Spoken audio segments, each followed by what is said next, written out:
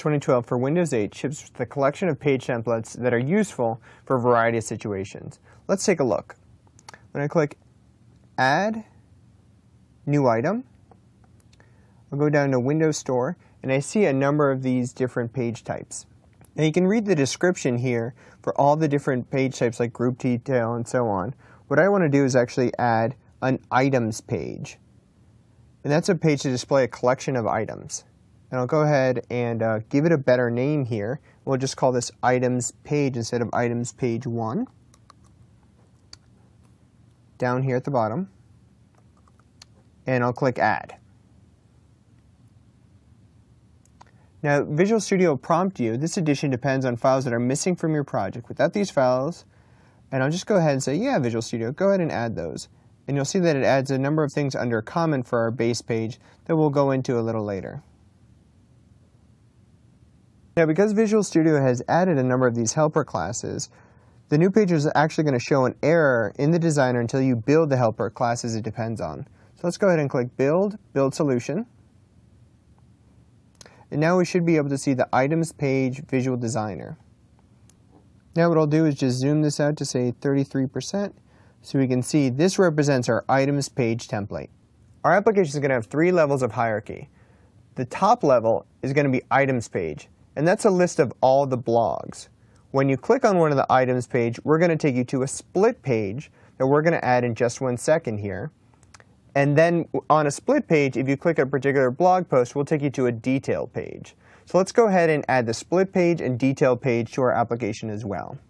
So I'll say Add, New Item, select Split Page, and let's make sure it's just called Split Page and not Split Page 1. So I'm selecting the Split Page template, calling it Split Page, click Add.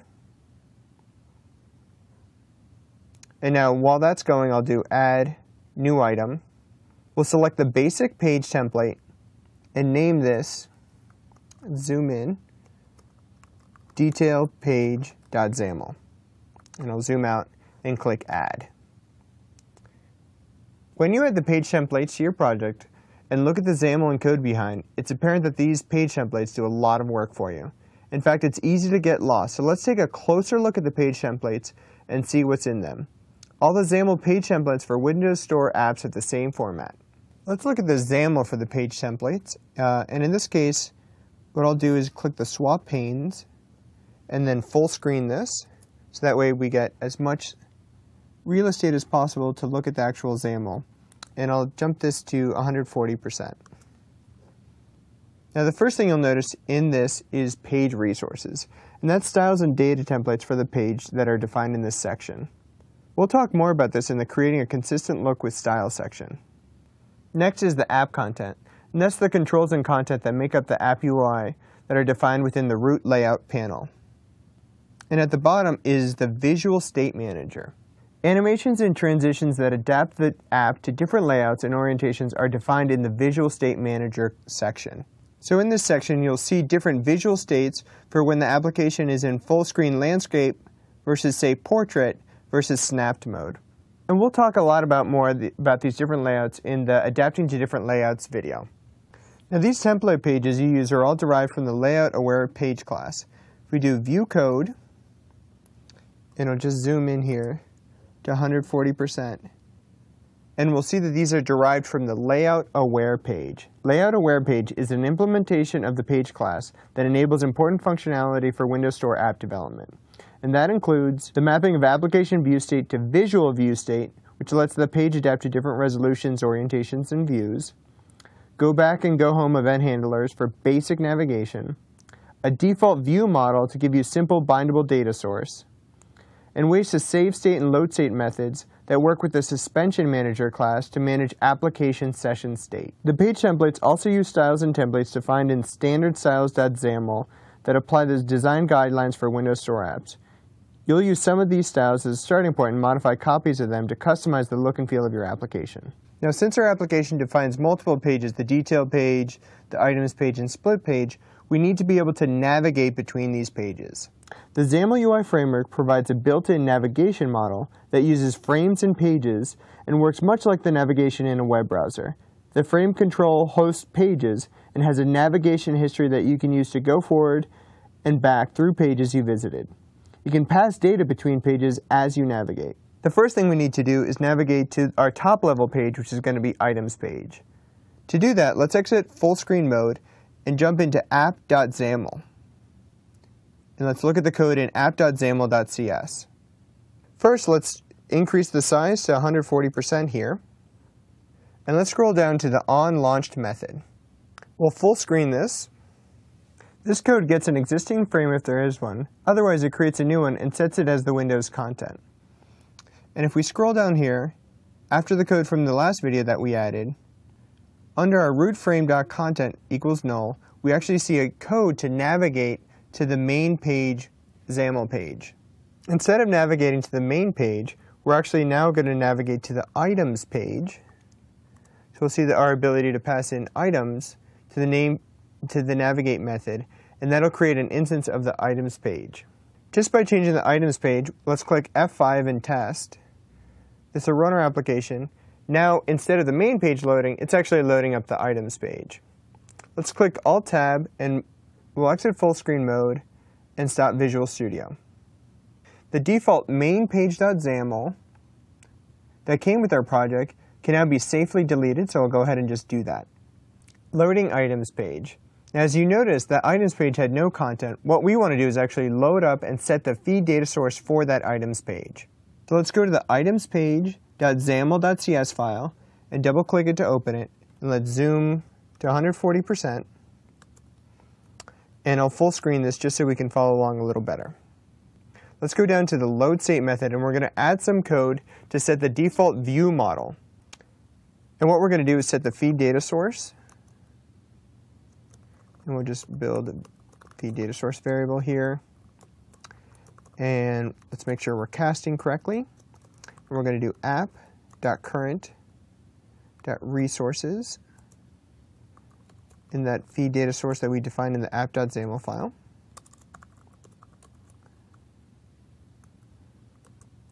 And if this is null, feed data source isn't null, then we'll actually bind it. To bind it, since we're using the layout aware page, we'll say this.default view model, call this items, equals feed data source dot feeds. Now let's go ahead and actually test our page by clicking F5. And what should happen here is the items page loads and we see a grid of all the blogs. Navigating to split page. What we want to do is have a user be able to select one of these blogs, and when the user picks that blog from the collection, you navigate from the items page to the split page. To do this navigation, you want the grid view items to respond to a click event like a button. To make the grid view item clickable, we're going to set the selection mode and is item click enabled properties. Then we can add a handler for the grid view's item click event. So let's jump back into Visual Studio, and we'll stop our project. And since we're in the items page.zamel.cs, what I want to do is look at the designer, so I'll click View Designer. And now we're in the items page.zamel page. Now let's select in the middle of the page, and you should be able to select the item grid view. The item grid view here, and I'll just increase the font size a little bit here. Now what we're going to do is change some of the properties. So I'll just zoom in, make sure that you have the item grid view, and we'll set that is item click enabled property. Now there's two ways to get at this property. We can either click the drop arrow to see the advanced properties, or we can just type in the name of a property and actually search for it here, and that's what I'll do. Is item click enabled? What I want to do is make sure that it is click enabled. So what we've done is set is item click enabled equal to true. I want to zoom out, and next I want to click this event handler, which is this little lightning icon here. And I'll zoom out, and we want to scroll down to the item click event. The item click event, and just double click here to build the item click handler. And notice the event handler is created for us and open in the code editor, so you can add code that's executed when this event occurs. Here we're going to navigate to the split page and pass the title of the selected feed. Let's add a comment here. And we'll say navigate to the split page, and we'll pass the title of the clicked item. So to do that, we'll do if e.clickedItem doesn't equal null. Let's get the title of the clicked item, string title equals feed data e.clickedItem. That represents an item, and just for simplicity, we're wrapping this, and we have our title. So at this point, we have the passed-in title. I now need to tell the frame to navigate to a new page. To do that, we'll do this frame navigate. We need to tell it what kind of page it is. So we'll say type of, it's going to be a split page. That's going to contain all the blog posts for the currently selected blog. And we'll know what blog to load by using the title value that we're passing in. Now that we've done this for the grid, we also need to do for the items list view. The items list view is what's shown on this page when the app is snapped. To do that, let's jump back into the items page. And what I'll do is just minimize the grid, and we see this list view. And with item list view selected, let's actually zoom in here. On the properties window, make sure we have item list view. And then in our search box, we started typing is item click enabled. We want to make sure that this is click enabled. Now let's switch to the event handler button, which gives us the list of event handlers for that item list view. And under item click, one of the things we can do is reuse the same click event for the grid and the list view. Let's double click the control to just jump back into that method handler. And regardless of whether we're on a grid view or a list view, we're going to get an item click event args and navigate to the split page, passing in the title. Now let's save all our files. And as you can see, for navigation, we're going to use the frame controls navigate, go forward, and go back methods. To navigate back, the Visual Studio page templates include a back button. The handler for the back button's click event calls the frame.goback method. The navigate method expects a type name, in this case split page, and an object. This method lets you navigate and pass a data object to the new page. You use this method to pass data between your pages. The first parameter, type of split page, is the type of the page that you are navigating to. The second parameter is the data object that you want to pass to the page that you're navigating to. In this case, we're passing the title of the clicked item. You could pass your custom data objects as navigation parameters, but they won't be persisted and will even cause an exception when you save the app's session state using the Suspension Manager class. In order to save the navigation state of the app using Suspension Manager, you must pass only basic serializable types as the navigation parameter. That's why you pass the title of the item and have a method in the feed data source class that we built previously to get the item from the title. Before you move on to the split page, you need to make one more change to the item page. The default page title is My Application, and we want to change this page title to be Windows Team Blogs. To change the page title, let's switch back to itemspage.zamel and select the page title. And let's go back to the Properties window, and we'll just use Windows key plus to zoom in here to give you a better view. And we have the page title text block selected. And let's switch back to our Properties view, and under here, let's type text. Let's scroll up here, and we see that the text property is bound to a static resource. The property marker is the small box symbol to the right of each property value. The text property marker is green to indicate that it's set to a resource. What I'm going to do here is just zoom out so we can get a better view, and you're going to left click on that resource and select Edit Resource. And now we can change the name from My Application to Windows Team Blogs. Go ahead and click OK, and we'll see in the Visual Designer that the page has now been updated to Windows Team Blogs for the application name. Let's go ahead and just test what we've built so far. And we see our new app name title, we see our click event fires, and we see that we're taken to the new split page, but there's no data yet. That's what we'll be adding in our next step. To get started, in Solution Explorer, open up the splitpage.zamel.cs file. And zoom it to 140% to make it easily to read here. And let's full screen this. So under page state management, we do need to expand this region, and we're looking for the load state method. And inside the load state method, we're going to add some code. In our last video, we showed how the navigation parameter has been passed to this split page. We want to be able to read that navigation parameter and then load data using the feed_data_source.getFeed method. Then we'll set that return feed data to the default view model with the key feed, and add the feedData.items property to the default view model with the key items. And it's basically these two to-dos that we're going to do. First, let's get the navigation parameter.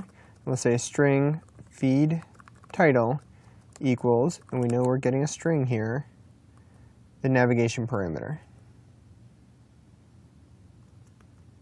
Next, let's build a feed data class, and that represents a single blog. Feed data, and we'll just call it feed data equals, and we'll use the method that we built previously to get a feed. feedDataSource.getFeed, and we'll pass in the feed title. Now we'll do a quick check here. If feed data is not equal to null, if it's not null, then we want to set the default view model for the feed and the items. So we'll say this.defaultViewModel,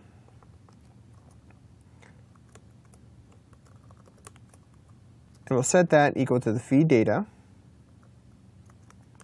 And now we want to be able to set the items, this.defaultViewModel items as the key.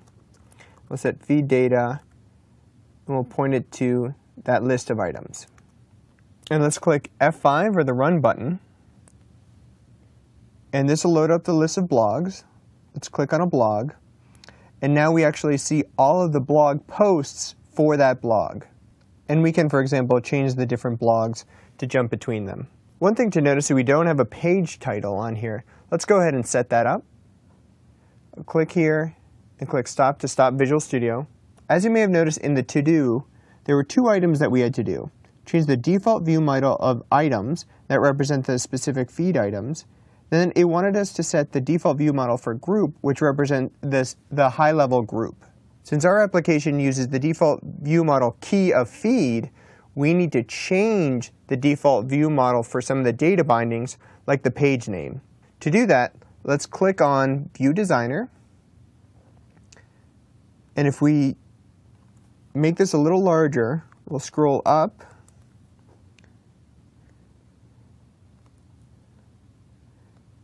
And we'll see if we just scroll around till we have a column definition for the page title. And we'll see that it's bound to group. We want this to be bound to feed instead, and in the designer you can see that it's actually selected the text. Now the first thing I want to do is actually change the title panel. So let's select the title panel, and that includes both the button and the actual title. And let's jump out of full screen and set some of its properties. So let's zoom in and make sure we have the title panel grid control selected. To make things easier, we're searching for the column span property. So just start typing column span, and we see here the column span property. What we want to do is set this property to 2 so that it can span 2 columns. And if you can't read that, we can always just expand this a little bit so we can see the column span property. Just make sure that's selected. Now let's zoom out. And under the title panel, let's select the page title element. And we'll zoom in here again and make sure the page title text block is selected. And now let's do a search for the text property. And I'll just bring my cursor up all the way up till we see the text property. In the text property marker, we see that it's orange, so it's set to a data binding. And what we want to do is go ahead and change this. So we'll do create a data binding. And we'll click and zoom out here just so we can see this a little better. In the create data binding dialog, change the value in the path right here. And instead of group.title, we want feed.title. I'll go ahead and click OK. And you'll notice this is now changed to binding feed.title. Let's click F5 and actually see what we've done. Now when we click on this, we see the title directly here. Now that we've changed the binding for the title to be from the group to the feed, we now want to actually change this data and have display in a web view. By default, the split page template shows the details for the selected item in a text block. However, the string that contains the post content obviously is in plain text, it's actually HTML. When you want to show the string in a text block, you see a bunch of HTML tags, which is definitely not what we want. Instead, we're going to use a web view control to display the HTML. You can also change the layout used to show the title and content of the selected blog post. So let's get started changing this. We'll jump back to Visual Studio and click Stop. Next, we're going to do some deep dive into the Zamel code here. So I'm going to change the panes to have our code be larger, and I'm going to full screen this. Now what we're going to do is replace that third pane scroll viewer with our own custom code. To do that, I'm going to click the swap panes and just minimize this so we can look at some of the code here. Now what we're going to do is replace the contents of the scroll viewer named item detail, and we're going to build this scroll viewer from scratch ourselves. So let's select the scroll viewer, and I'll just click the plus sign here, and I'll click delete to delete it all. Now let's add a scroll viewer control, and we're going to set a number of properties here. The first one obviously is the name, and we'll call it item detail. And I'm going to set these vertically so you can easily follow along. We'll set the automation properties, automation ID, equal to item detail scroll viewer. Next, we need to say where the scroll viewer is going to be located. It's going to be located in the second column and the second row, and we'll do that by using the attach property of a column and say grid.column equals 1, and grid.row also equals 1.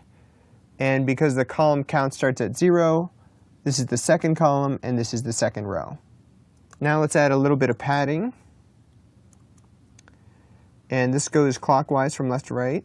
So left, top, right, bottom.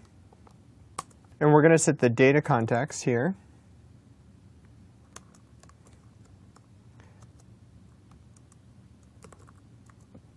And we'll be adding some data binding, the selected item,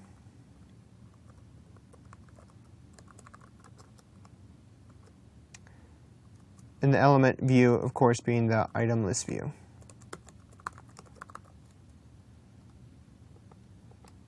Now let's add an end bracket here for our scroll viewer. And the one thing I want to do is jump out and show how you can visually set a style as well. So with our scroll viewer selected, I'm going to search for style, and I'll just zoom in here. And I can choose a local resource, and I can choose a specific style. And I want to choose a vertical scroll viewer style. That means it's going to allow us to scroll vertically. And let me jump back to our page, and I'll add a line break here. And what we've done is set the vertical scroll viewer style for that scroll viewer. And that's defined within our standard styles.zamel. Now that we've defined the scroll viewer, we actually need to define what it contains. And we're going to put all our data within a grid. Let's define the grid. And let's say name equals item detail grid. Now within our grid, we want to define a couple of rows here. To do that, we'll do grid.rowDefinitions. Now for our two row definitions, we're going to size them a little differently. For one, we're going to say auto sized, and that'll resize the row automatically based on whatever's inside it. So if something's large inside it, it'll size it large. Something small, it'll size it small. And then another row definition here, and this is going to use a asterisk, which is a wildcard, and say give me whatever the remaining height is for that row definition. Now that we've defined the row, let's actually add some data here. I'll scroll down and add a text block to represent the item title. And we'll just call this item title.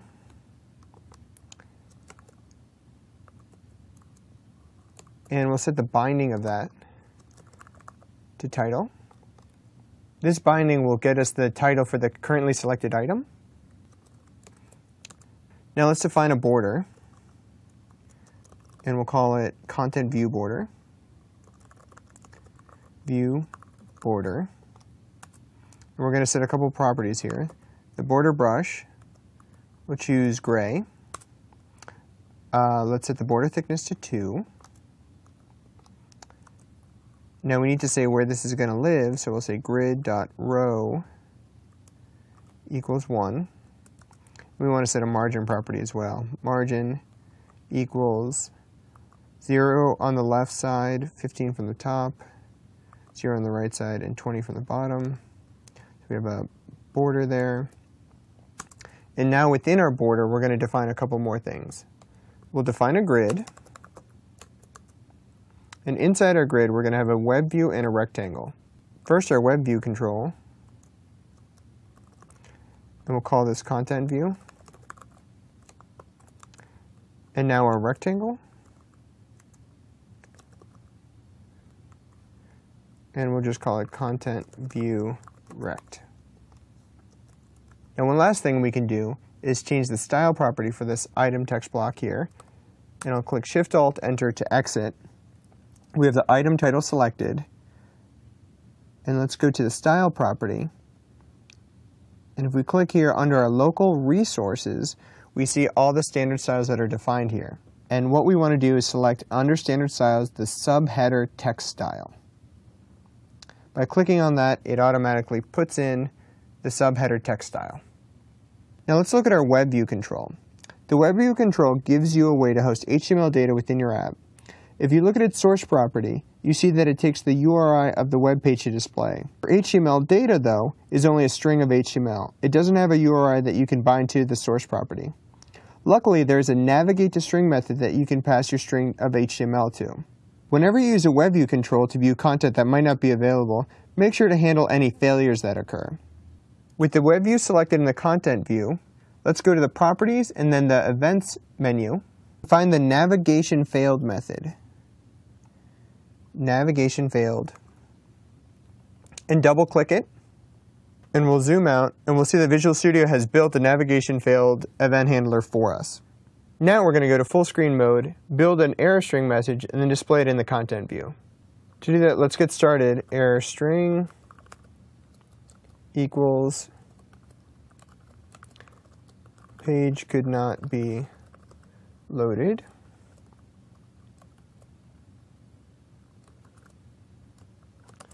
And we'll build another p tag here.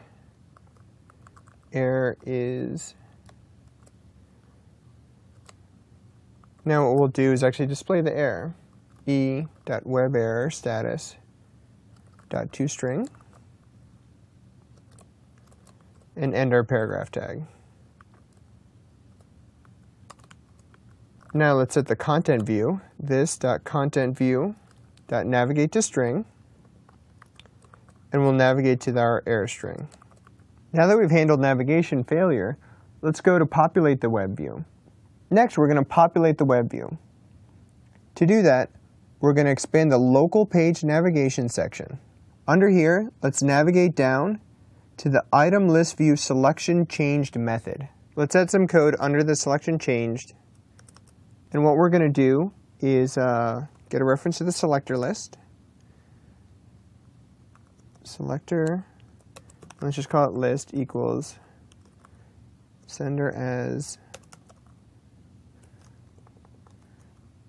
selector. Let's get a reference to the feed item. Selected item equals list dot selected item as feed item. And let's quickly check if the selected item is null.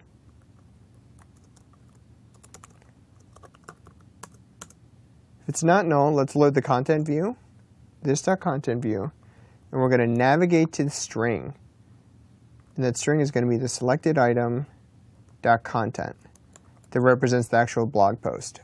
Now we also want to handle if the blog post is empty. So we'll add an else statement here.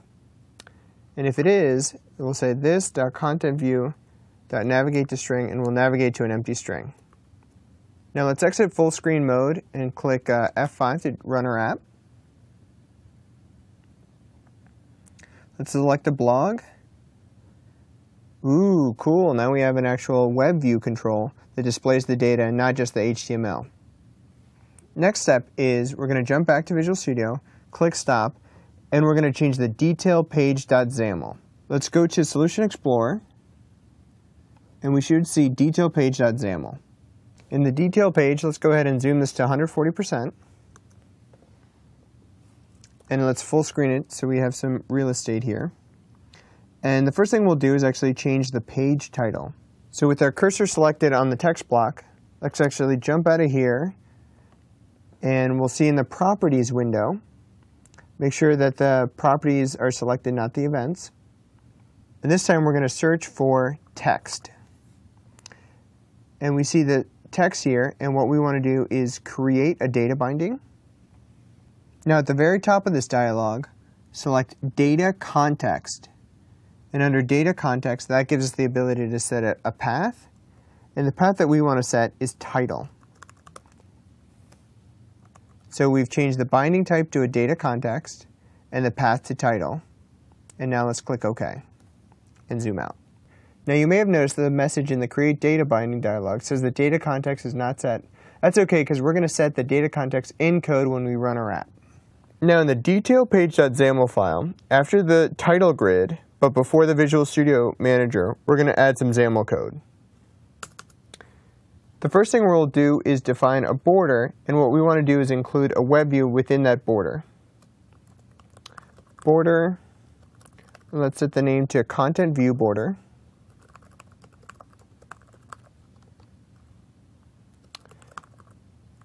Border brush, we'll set this to gray. Let's actually do Shift-Alt-Enter to jump to full screen. And a couple more properties that we want to add here. We'll set the border thickness equal to 2.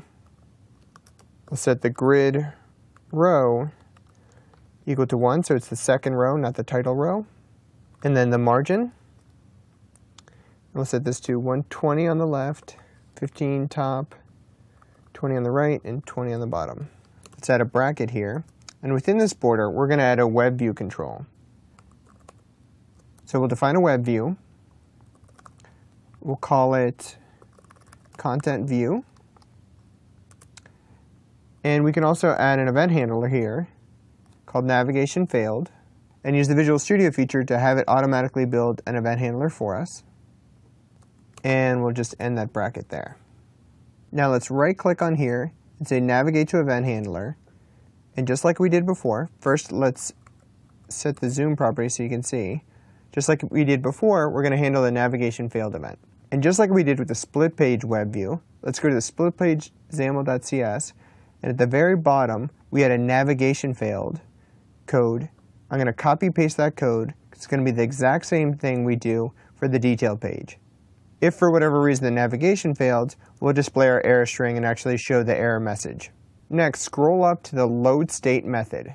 Inside load state, what we want to do is add some code to navigate to the web view to the selected blog post. To do that, let's get the item title.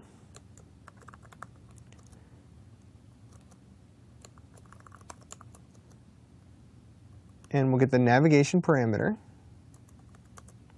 So now we have something that represents the item title, and we're going to use the feed data source get item and pass in the item title. Feed item equals, and again we'll use that feed data source dot get item, passing in the item title. Now let's check if that feed item is null. And if it's not null, we're going to say this dot content view, which is our web view, dot navigate, and instead of navigating to the string, we can actually navigate to the hyperlink. So feed item dot link, and that'll navigate to the page. And we'll set the this dot data context equal to the feed item. The reason we're setting the data context is because if we switch back to the detail page XAML, we'll see that the page title text block is actually being bound to the feed item title. So that way we see the title of the feed. And now let's exit full screen and make sure everything builds.